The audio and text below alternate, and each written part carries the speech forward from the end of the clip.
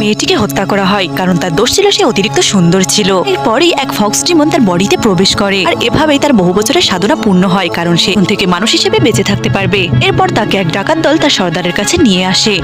যার সৌন্দর্যে মুগ্ধ হয়ে ডাকাত দল তার সঙ্গে খারাপ কিছু করবে তখনই সেখানে আবির্ভাব ঘটে রাজ্যের রাজার, যে কখনো কোনো অন্যায়কে প্রশ্রয় দিত না। তাই তো সে মেয়েটিকে তাদের হাত থেকে রক্ষা করে। আর এরপর সে মেয়েটি সৌন্দর্য দেখে অবাক হয়ে যায়। তার কেউ না থাকায় তাকে তারা রাজ্যে নিয়ে আসে। রানীর গানে সেই কথা গেলে সে রাগে ফেটে যায়। এই সেই রানী যার রাজ্যে তার থেকে বেশি সৌন্দর্য কেউ হলে তাকে সে হত্যা করত। রাজা এর কিছুই জানতো না যেখানে একটি সুন্দরী মেয়ে তার রাজপ্রাসাদে এসেছে।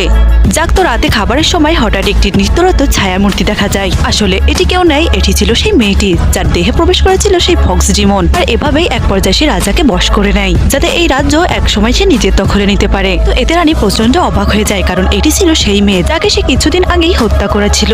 আর রাজার সঙ্গে এভাবে ফ্ল্যাটিং করায় রানী তার বিরুদ্ধে পরিকল্পনা সাজায়। আর এবার সে তাকে মারার জন্য দাসীদের নিয়ে এক কালো জাদুর পরিকল্পনা করে।